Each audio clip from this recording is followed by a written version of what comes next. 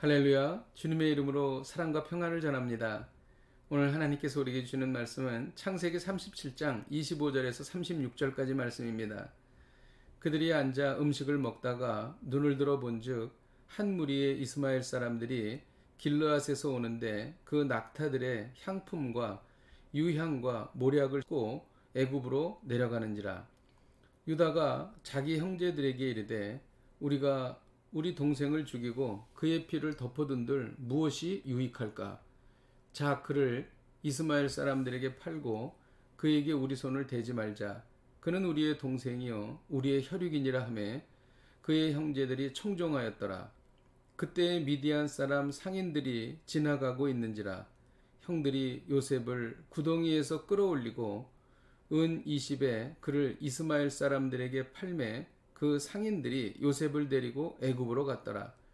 르우벤이 돌아와 구덩이에 이르러 본즉 거기 요셉이 없는지라. 옷을 찢고 아우들에게로 되돌아와서 이르되 아이가 없도다. 나는 어디로 갈까? 그들이 요셉의 옷을 가져다가 숫 염소를 죽여 그 옷을 피에 적시고 그의 채색 옷을 보내어 그의 아버지에게로 가지고 가서 이르기를 우리가 이것을 발견하였으니 아버지 아들의 옷인가 보소서 하며 아버지가 그것을 알아보고 이르되 내 아들의 옷이라. 악한 짐승이 그를 잡아먹었도다.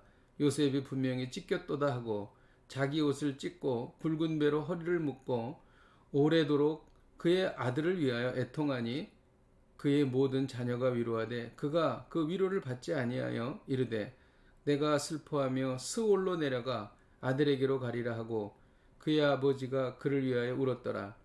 그 미디안 사람들은 그를 애굽에서 바로의 신하 친위 대장 보디발에게 팔았더라. 아멘.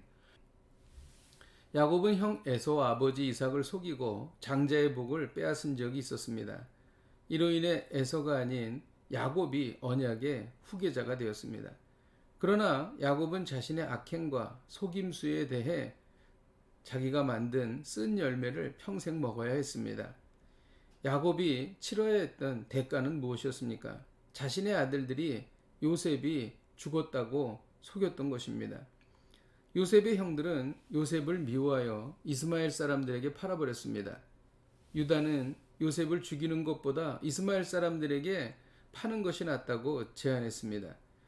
이들은 요셉을 팔고 악한 짐승이 요셉을 찢었다고 아버지 야곱에게 거짓으로 고했습니다. 이로 인해 야곱은 깊은 슬픔에 잠겼습니다. 야곱은 다른 아들들의 위로도 거절하고 자신도 요셉을 따라 죽겠다고 말했던 것입니다. 동생 요셉을 팔고 아버지 야곱을 속인 요셉의 형들은 어떤 대가를 치러야 했을까요? 식량을 구하러 애굽에 갔을 때 형제 한 명을 감옥에 두고 베냐민을 데려와야 했습니다. 형제 한 명이 감옥에 있으니 얼마나 마음이 불안했겠습니까? 이들은 요셉을 판 것에 대한 고통을 이렇게 당했던 것입니다. 과거 요셉을 팔고 요셉이 당한 고통을 간과했던 죄에 대한 대가였습니다. 또한 그들은 애굽에서 살 때에도 늘 요셉의 보복에 두려워 떨어야 했습니다. 물론 요셉은 보복하려고 하지 않았죠. 야곱이 죽었을 때 야곱의 유언을 빙자하여 요셉이 자신들에게 복수하지 못하도록 요청까지 했던 것입니다. 이는 형제들이 애굽에 살면서도 늘 자신의 악행에 대해 불안해했다는 것을 잘 알 수 있는 것입니다. 오늘 말씀을 통해 배우는 것은 남을 속여 고통을 주면 반드시 대가를 치러야 한다는 것입니다. 세상을 살다 보면 악인이 형통하는 것을 봅니다. 그러나 악인들이 자신의 머리에 숯불을 쌓아놓는 것입니다. 이 세상을 다 살고 하나님 앞에 나아갔을 때 돌이킬 수 없는 무서운 대가를 치르게 되는 것입니다. 죄를 짓지 않고 남을 속이지 않는 것이 최선입니다.